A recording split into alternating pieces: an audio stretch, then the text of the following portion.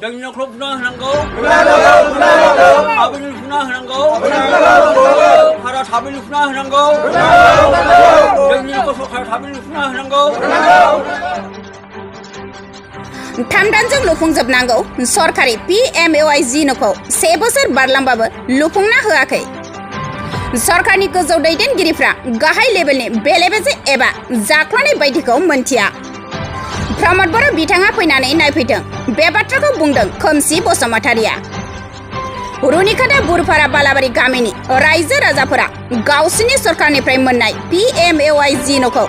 रुनिखाता BCDCनि मासिगिरि नीरब नार्जारिया दासिमबो लुफुंना होयैखाय कुद्रेसादों आरो सरकारनि खाथियाव दाबि दिखांदों आरो बुंबावदों रायजोफोरा जुदि थाबैनो लुफुंना होआब्ला मासिगिरिनि सायाव आयेननि राहा लागोन होनना बे जाथाया सोमजिखांदों चिरां जिल्लानि सिङाव थानाय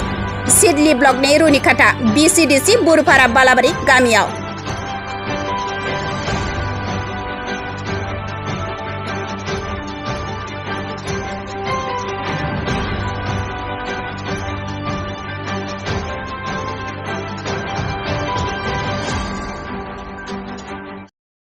न'खौ आङो माने जागोन होननायखाय आङो मोजाङै मोजां गथायदोंमोन नाथाय दासिमबो आंनि न'आ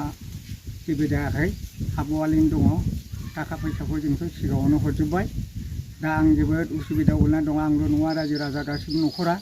जोङो थानाय न'खौनो सिफायनानै थाब हागोन होननायखायनो जों सिफायना होदोंमोन नाथाय जों दा बे न' गंसेयावनो ज'-ज' खालामनांगौ जाहैबाय बहुद उसुबिदा एसे अनलायनानै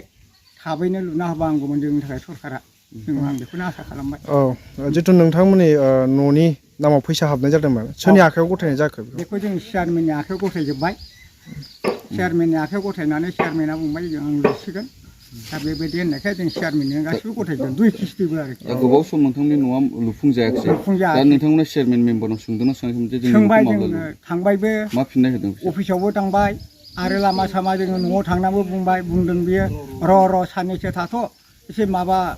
मिस्ट्रि जायाखै थाखा फैसा एसे खम जाथ'दों र' बानायगोन नै दासिमबो गैया नै दाख्लैबो सोंबावबाय जों जे माब्रै जाखो सार जागोन खालि जागोनल' होनो आरोखि खिन्थु दासिमबो जों बे नुनो मोनाखै आरो बेसेबां बोसोर जाखो बोसोरसेयानो जाफ्रामबायानो बारबायानो होनजाबाय दानि मा नाम चेयारमेना मा नाम चेयारमेना नीरब मेम्बाराथ' जोंना आगोलाव बै माबासोमोन दाथ' बे गैलिया दा जोंनि चेयारमेनानो जाबाय जोंनाव मेम्बारा गैला बे बुरपाराव चेयारमेननि माबायावनो जोंनाव मावजोब्बाय आरोखि फिलिमोन सिगां हनै बेयाव बे गैला आरो जोङो रुनिखाता BCDC आन्दाराव गामिया जाबाय बुरपारा बालाबारि जोंनियाव जितु गभर्नमेन्टआ जितुनाखि न' मोनदोंमोन 11 सननि सार्भे बे न'खौ अननानै हरदोंमोन गभर्नमेन्टआ बिनि समाव दिनैसिम जोङो एप्रिल मासनि माबानिफ्राय स्टार्ट खालामबाय न' लुजेननायखौ बे चेयारमेना ठिकादारनि थ्रुयै माने जोंनो हाजिरा लानानै लुजेनदोंमोन बिनि समाव दिनैसिम जोङो दिनैहाय बे 10था न'आ माखासेया जानायनि खेथ्रआव बे 10था न'खौ पेन्डिं जाना दङ बे पेन्डिंनि खेथ्रआव दिनैसिमबो माने लाहार फाहार खालामनाय नुवाखिसै बेखायनो जेनाखि बेनिफिसारिफोर बेस्राफोर गरिब गुन्द्रा गासैबो सोरबाबा हा हु गैया न' जोंनि एसे खलबसे हायावनो सोरबा बिदा फंबाय बुरजा दङ सोरबा फिसा फिसौ बुरजा दङ बिहामजोफोर दङ बे जायनिखि बोराय बुरै उन्दुग्रा न' बेखौनो सिफायनांबाय थाबैनो लुगोन होननायखाय दा बेखौ लुफुङाखिसै दिनैसिम बोसोरसेयानो बारलायलांसै दा बेवहाय जोंहा बिराद उसुबिदायाव जाना दङ बेखायनो दुखु खालामदों जे जोंनि बेनिफिसारिफोरा दिनैसिम जोंनि न'खौ सरकारा थाबै लुना होबा हामगौ होननानै आसा खालामना दङ दिनैसिम खिन्थु जोङो BCDCनि आन्दाराव थानानै BCDC मेम्बार एबा BCDCआ जोंखौ दिनैसिमबो न'नि थाखाय जेखौ माबाखौनो लाहार फाहार दिनैसिमबो खालामनाय नुवाखै दङ जे आगोलाव जिथुनाखि बे स्टार्ट खालामनायनिफ्रायनो दिनै सोरबा पिन वालावनो दङ सोरबाबा हाफ वालावनो दङ बेखायनो जोंनि न'खौ लुफुंना होनाय नङा होननानै माखासे मानसिया सम्भाबना खालामना दङ आरोखि पाब्लिकफोरा बेनिफिसारिफोरा दा बेखायनो गामिनि जानानै आङो जाहाथे गामिनि गार्जेन जानानै बेखौनो आं खैफोदखौ दिन्थियो जे बेनिफिसारिफोरनाव माने सोंनानै मोनगोन बिथांमोनहा जे दिनैसिम नंगौ नङा